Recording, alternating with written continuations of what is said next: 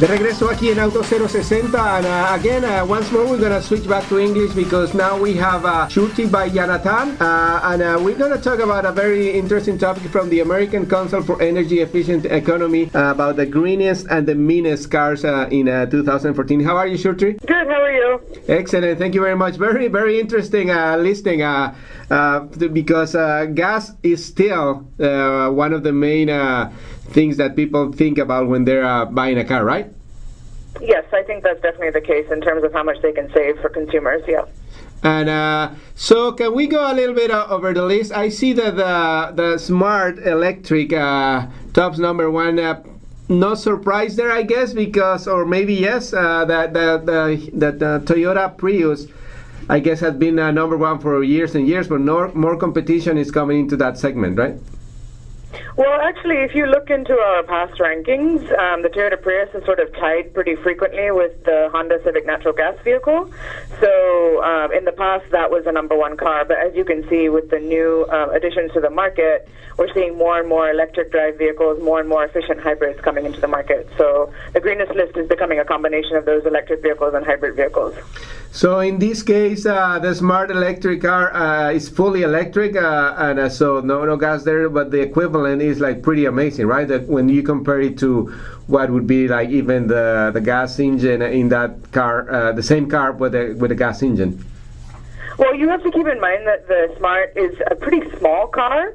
So yes, the fuel economy is good because the car is small, and the engine is also pretty small. But the other thing to keep in mind is that our rankings sort of look at a sort of wells to wheels analysis. So we look at the emissions that come not only from driving the vehicle, but also from the manufacturing process, how the fuel is sourced and how it's distributed, and then also from the recycling component of the vehicle. So yeah, and especially in the recycling part of it, more manufacturers are getting involved in that aspect and making their cars like really greener in that sense. I think Ford is pretty ahead in that game. I don't know if ahead, but like they're doing a lot with that. Yeah, I think so, and I think automakers in general are becoming more conscious of how green their vehicles can be. Yeah. So what other cars are on the top, let's say top 10 from the greenest cars for 2014? So, like we said, the electric vehicle, the smart electric vehicle tops the list, and then we have the Toyota Prius C in spot number 2, and then in number 3 we have the Nissan Leaf, which is another all-electric vehicle that came out a few years ago. And then, of course, you have the conventional Toyota Prius. And then the number 5th spot goes to the Honda Civic Hybrid, which is a very efficient, fuel-efficient, and, low-emission vehicle in general. So. Yeah, and I see in the list the Honda Civic with natural gas was in the list last year, but it's not in this year? It wasn't last year, but it is back on the list this year. Oh, I see. Okay, yeah. And that's an option that, unfortunately, for a lot of people, there's not enough infrastructure, right? I believe that the Honda Civic natural gas is limited for sale, I guess, in California and some other West Coast states. Yeah, that's definitely the case. So we're just finding that a lot of the natural gas infrastructure isn't keeping up with natural gas vehicle production. Honda has said that they want to try and make it an option for most drivers across the country, but until they can figure out sort of the infrastructure issue, I think you'll definitely find it minimized to people who can afford to fill up at home with these, self-filling stations, et cetera, et cetera. Yeah, a lot of technology that is way ahead of the rest of the infrastructure and laws. In the past segment, we talk about autonomous driving, and obviously the technology is way ahead of legislation and like what cities and governments are taking into it. But so you told me that the score that the institute does, it goes from not only the car itself. So what is the American Council for Energy Efficient Economy? Who are you, for people who don't know? We're a small nonprofit that's based in Washington, D.C., that sort of advocates for energy efficiency and does energy efficiency research as a means to improve the economy. So, that it's in our name, the American Council for an Energy Efficient Economy. We sort of see energy efficiency as a means to, provide jobs, to provide customers with savings, and so that's the type of research that we do. Yeah, very interesting and very useful because, as you said, like some people, yes, the gas price is pretty important, but also there are concerned about or conscientious about other things, that how the cars are made and all that. So another car on the green list is the Mitsubishi Mirage, new for 2014, right? Yes, that's new, and it's the highest ranking non-hybrid vehicle on the list. So it's a traditional gasoline vehicle. Yeah.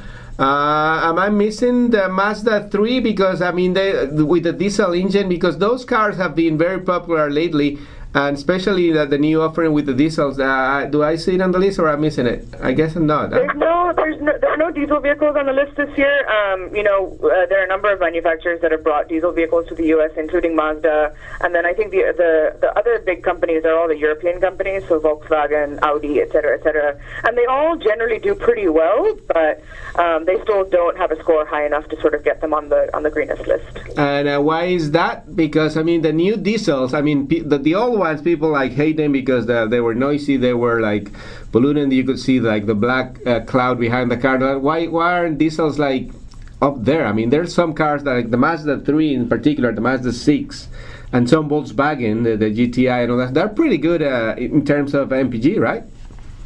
Yeah, it's pretty good in terms of fuel economy, and they can definitely compete with other, efficient conventionals and hybrid vehicles. It's just that because we look not only at fuel economy, we also look at emissions, and despite the fact that there are a number of, emission technologies that diesels have been including, they still don't do as well on the emissions front, in-use emissions front, as they do as some of the hybrid vehicles and the very clean gasoline vehicles do.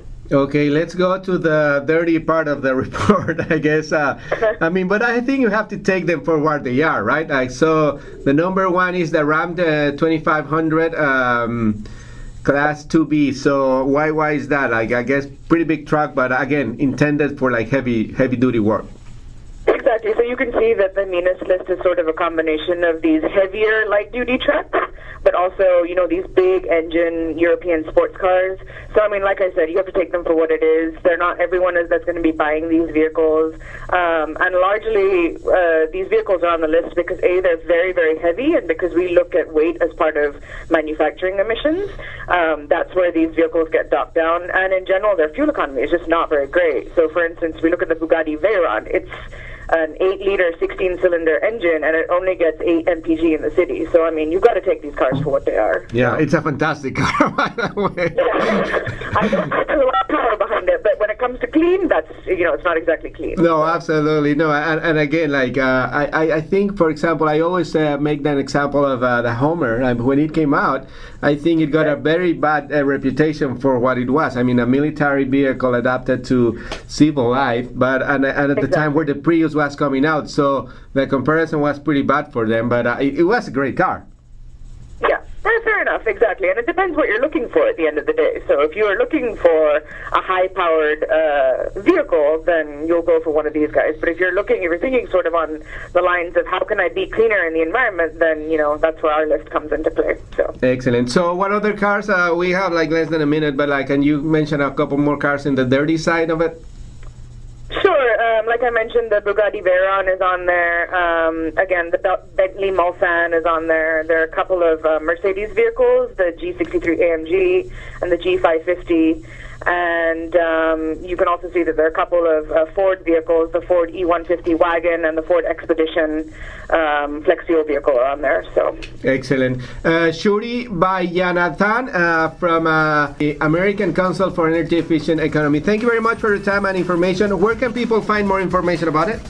If you go to our website, www.greenercars.org, you can see sort of the key highlights, and then you can also buy a subscription for all our rankings. Excellent. Thank you very much, Judy. Esta fue la edición de esta semana de Auto 060. Los esperamos muy pronto. Vamos a viajar al Auto Show de Chicago, donde le vamos a traer todas las novedades desde la ciudad de los vientos. Yo soy Javier Mota y esto es Auto 060. Este programa fue una producción de National Latino Broadcasting.